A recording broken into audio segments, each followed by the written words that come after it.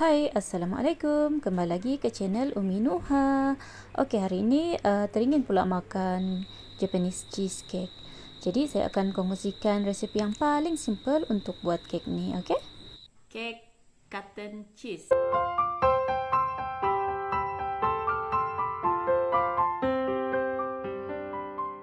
Okey, sebelum itu kawan-kawan, saya mau ucapkan berbanyak-banyak terima kasih kepada semua yang sudah menyokong channel Umi. Setelah setahun upload video dekat YouTube ni, barulah berjaya dimonetize. Bukan mudah sebenarnya untuk saya capai ini, sebabnya saya memang bermula daripada zero tentang YouTube.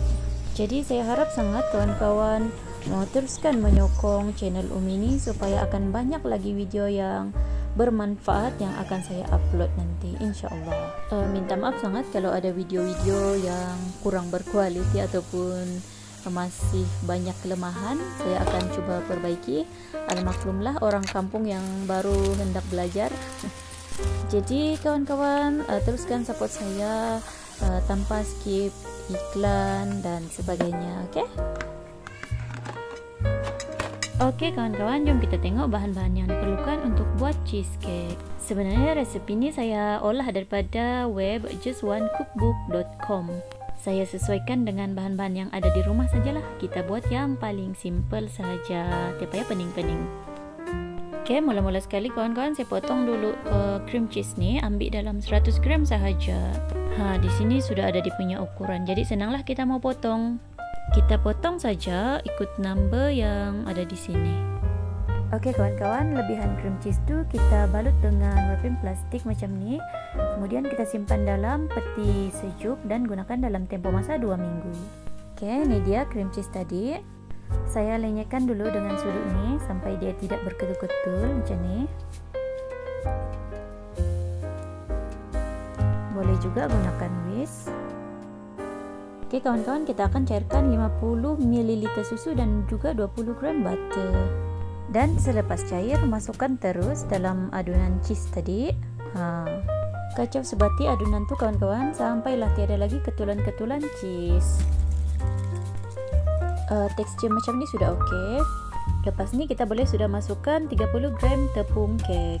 Kalau boleh gunakan tepung kek lah, sebab tekstur tepung kek ni lebih halus dan akan hasilkan kek yang lembut nanti. Sebaiknya ayahkan dulu tepung tu semasa masukkan dalam adunan cheese.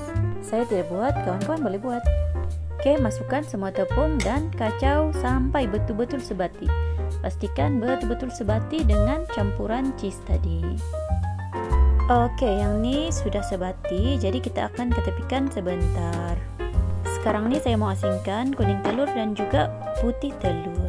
Untuk bekas putih telur tu pastikan tiada apa-apa minyak ataupun debu-debu dalam tu, sebab kita mau buat meringue. Kita perlukan 2 biji telur grade A.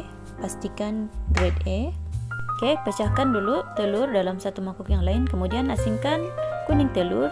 Guna sendok ni, saya guna kaedah ni sebab saya lebih selesa. Saya tidak yakin guna kaedah yang lain. Risau kalau kuning telur tu pecah dan terkena pada putih telur. Sebabnya kalau mau hasilkan meringue telur, kita tidak mahu sedikit pun kuning telur tu bercampur dengan putih telur.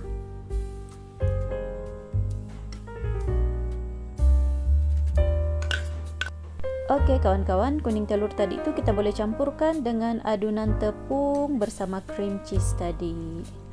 Yang ni pun kacau manja sahaja, gaulkan sebati.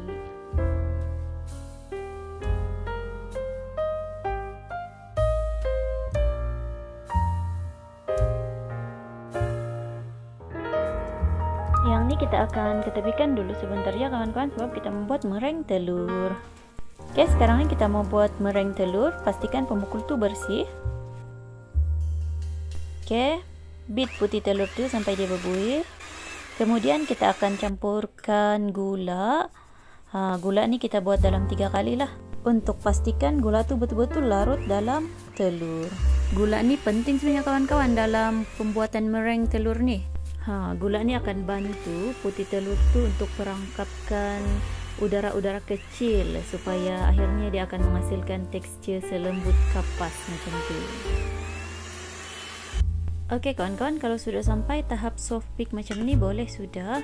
Dia punya gula pun sudah larut sepenuhnya, tiada sudah rasa kasar di sini. Jadi sekarang ni kita boleh sudah campurkan meringue telur dengan adunan awal tadi. Oke, saya buat begini dulu, campurkan dulu meringue telur tu dalam adunan cheese supaya dia lebih mudah sebati nanti.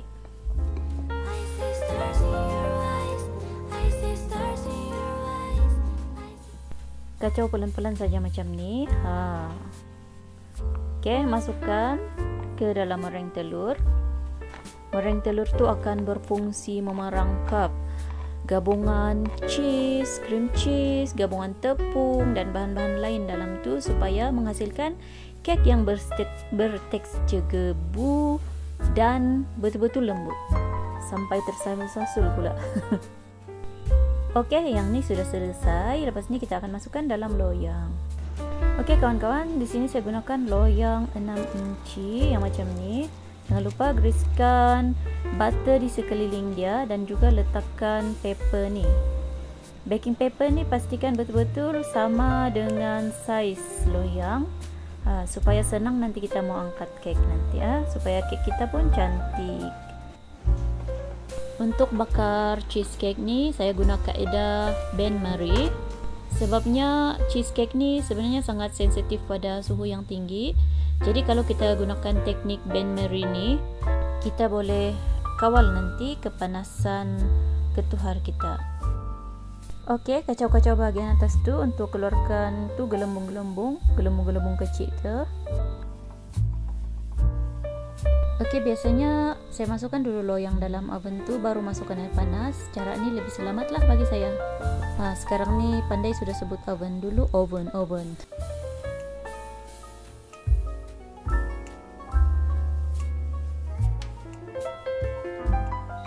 Okey, hari ini cheesecake saya ada sedikit merekah bahagian atas tu, tapi tidak apa. Biasanya tidak merekah macam ni. Yang ni disebabkan suhu oven yang terlalu panas. Biasalah oven lama, tapi jangan risau, cheesecake ni tetap sedap. Yang ni loyang 6 inci. Kalau guna loyang 5 inci mungkin dia akan jadi lebih tinggi lah daripada ni. Okey, sekarang ni saya akan taburkan dengan dusting sugar.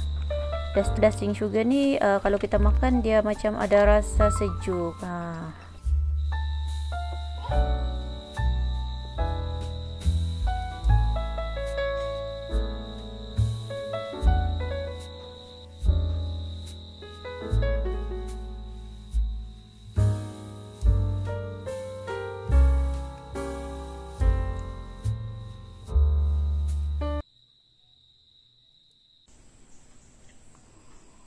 Cake cotton cheese, Japanese cotton cheese. Tekstur dia ni kan, dia sangat lembut, creamy. Kalau makan dia macam cair dalam mulut. Apalagi kalau kita bubur dusting sugar atas dia kan, kita akan rasa macam ada sejuk-sejuk. Itulah akan tambahkan lagi lah nikmat untuk makan cake cotton cheese ni.